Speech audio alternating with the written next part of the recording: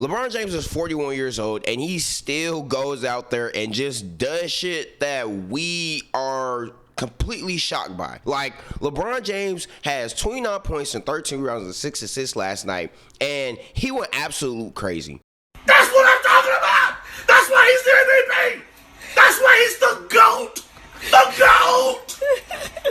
Absolutely crazy. Age doesn't mean anything. Father Time has not caught up to him yet. The Lakers last night found themselves in a hole. The Houston Rockets were back at home, and clearly they are playing better. They have more momentum. They have the crowd on their side. The Houston Rockets overall had a really good game yesterday until the end, obviously. But then, down 6 with like 30 seconds left, if I'm not mistaken, the Lakers just make a sequence of some of the clutchest plays you will see. Marcus Smart gets a steal. He then tries to shoot a three. Jabari Smith Jr. fouls him. We're going to get on that later. LeBron James, they do a nice little inbound pass over. LeBron James steals it, gets passes to Luke Kennard. No, he tipped to Luke Kennard. Luke Kennard then gives it back to LeBron. LeBron hits a clutch three to tie the game. He almost hit a three, a game-winning three. It was in and out, but he had a good look. He just unfortunately missed it. But last night, Los Angeles Lakers took care of business. They took care of business. Now, the two big things is, A, the fact that Bronny got in and Bronny looked good.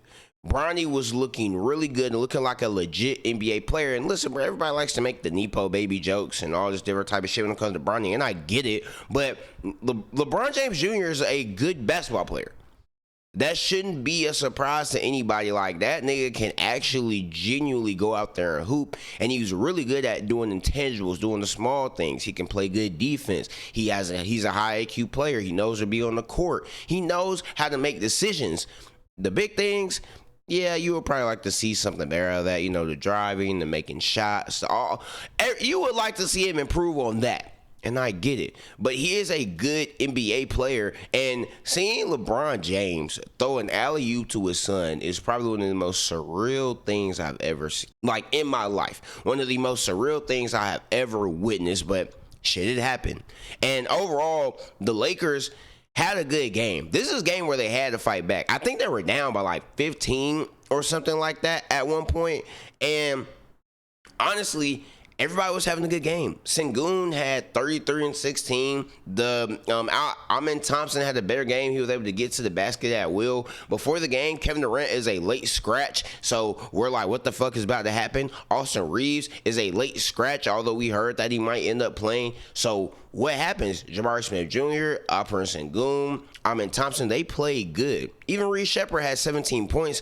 Wouldn't say he played good because on defense, they were playing whoever offense on that nigga, bro. It was they looked at Reed Shepard and they was like, we're coming after you. And that's exactly what happened every single time. But the Lakers still found themselves down for a good amount of this game. Then when it got towards the end, LeBron James just started to be LeBron James. And the Lakers just started to come back. They started to come back, and then, they have the sequence when they're 30 seconds down. And then in overtime, the Rockets actually had a good overtime. Like, Alperen Sengun had to get overtime until he airballed that fucking three from the left wing. But he was playing pretty good. Really, the Rockets as a whole were playing pretty good. The issue is down the stretch, they just couldn't stop the Lakers. They were making very key mistakes. And God damn it, I'm going to say it. Kevin Durant, if that was his burner, he was right. He was right. The IQ from Jabari Smith. Like, why are you fouling Marcus Smart behind the three-point line? Like, what are we doing? Why are the inbound passes, the turnovers at the end of the game? That cannot happen. It can't happen. It was another rough shooting game for Tyrese Jr. He goes 0 for 4. Alperen Sengun goes 1 for 5. Reed Shepard goes 4 for 13 from 3. It was a rough game.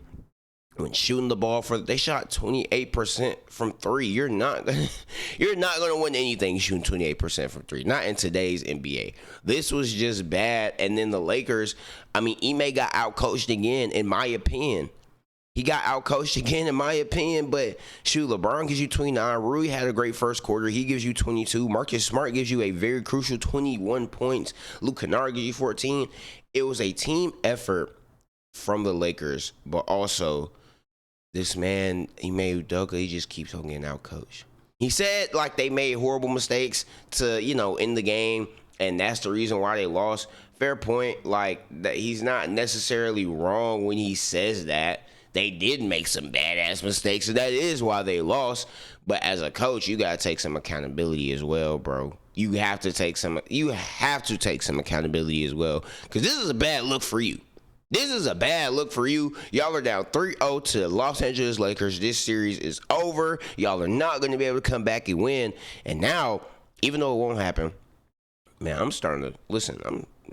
If I was a Rockets fan, if I was Ime Udoka, I would be playing the saxophones for your ass. Play them saxophones for your ass, bro. Like your time is up. This is an embarrassing loss. Like this overall series is an embarrassing loss, but this is bad. You were up by a good amount at home, and you let the Lakers come back. Hell no, bro. I don't know what they got going on, but hey, congrats to the Lakers. They're up 3-0. They are either going to sweep or gentlemen sweep the Rockets, and they will go home and chill. This genuinely felt like a game that snatches the soul out of a team. You have a big lead. You're at home. You have all the momentum for majority of the game, and you still end up losing. That is like a gut punch. That is a gut-wrenching loss. And I think the Rockets are cooked, bro. The Rockets are cooked. But that wasn't the only game we got. Of course, beforehand, Jason Tatum shows everyone that he's back. They're going up against the 76ers. And the 76ers are at home. Naturally, they just had this big win. The game before stole home court. But, man, Jason Tatum came out and he was killing. 25 points. He even hit the dagger 3 with like under 2 minutes left to go. And he looked really good. The Celtics were just really being the Celtics, honestly, overall. Like, they shoot 42% from 3. The 76ers don't have a hot shooting game like they did last game. They shoot 34%. They're not as efficient as they usually are, but Jason Tatum, 9 for 17 from the field, 5 for 9 from 3, 25 points, 7 assists, 5 rebounds. He has a phenomenal game. Jaylen Brown gives you 25, 4, and 7 as well on some great efficiency. The 2 stars showed up, and all of the others were able to show up as well, and the Philadelphia 76ers cooled down. They didn't have the great game that they had the last game. Tyrese Maxey comes in and he gives you 31, but VJ Edgecombe only gives you 10 points. He was 0 for 7 from 3 and 5 for 17 from the field. That is a bad game. But it was still a close game, though. Like, it was still a close game majority of the time, but then, Jason Tatum just comes down, and now the Celtics are up 2-1. And, if I had to put my money in it, they're probably going to win these next 2 games. Unless the 76ers can have these game-changing performances that they had last game, and I think this is cooked. I think they're grits. They're grits. But congrats to the Celtics, though. This is a good win for the Celtics against the 76ers at home. Like, this is, in my opinion, a good win for them. And I think, listen, the Celtics are looking really good. And I would say this is probably Jason Tatum's best game back since injury. This is like the closest to truly Jason Tatum, top 10, top 5 player in NBA form. That is the closest that he has looked to that person. And shoot, if that's who he's going to be, that changes everything. A lot of people already had the Celtics going pretty far, like, prior to this series, but Jason Tatum looking like that, man, shit. Whoever they see in the future, man, it's going to get kind of wicked. And then, of course, the last game of the day, San Antonio versus the Portland Trail Blazers. Now, before this game, it was announced that Victor Wembanyama was not going to play. He had a concussion. But the good thing is, when he was on the sideline, Vic looked like he was good. He looked like he was chilling. He was cheering his teammates on. Of course, he was very invested. And it was just like he wasn't good enough. I guess he didn't pass the test and stuff like that against the game. So, naturally, what's going to happen? Like, the Spurs obviously struggled last game when they didn't have Vic. After Vic had left, his impact and presence wasn't felt, and the Portland Trail Blazers took full advantage. And once again, Scoot Henderson has a decent game, 21 points, 8 for 18 from the field, 5 for 10 from 3. 1 assist again, 2 rebounds, but he had a really good game. Then he was struggling, boy. He got to that free throw line. Didn't he go get that free throw line? 16 free throw attempts, 12 for 16 from the line, but he struggled. Couldn't get anything off when it came to like in real time, like real play. And Drew Holiday tried his best, 29 points. He had a very good game. Scoot Henderson. I know Rob Williams had like a big dunk to start off the game for the momentum. And the Portland Trailblazers, they had built up a big lead. They were up by 15 points at one point. And then Stephon Castle takes over. He scores 11 of his 33 points in the fourth. Dylan Harper comes out. He has 27 points and 10 rebounds. And not only did they cut this deficit down and come back, they end up beating the Trailblazers by 12 points. And that kind of just shows you like some of the resilience, because I remember last game I was like, okay, Vic is out. What are the Spurs going to do? What are the Spurs going to look like? And shit, the Spurs look like the Spurs. Like, they look pretty damn decent, but they still lost the game. They still weren't able to contain Scoot, Denny, Avdia, and the Blazers took full advantage of a team that looked like they were kind of defeated without their star, but that was not the case last night.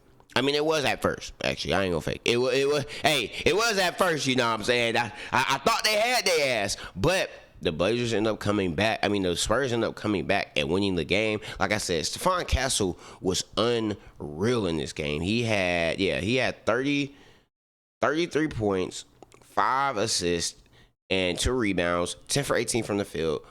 3 for 4 from 3. De'Aaron Fox gave you 18 points, 6 assists, 4 rebounds. And that's the type of performance I really want to see from De'Aaron Fox, because I understand they don't have Victor Wembanyama. I totally get that. Victor, you cannot replace Victor Wembanyama. That's just the type of talent that he is. But goddamn, like, De'Aaron Fox, bro, you was like the best player on a playoff team. Like, what are we doing? Why can't you lead this Spurs team that you could argue is better than that playoff team? Why can't you lead them to a victory versus the Trailblazers? I don't know, but last night he definitely played better.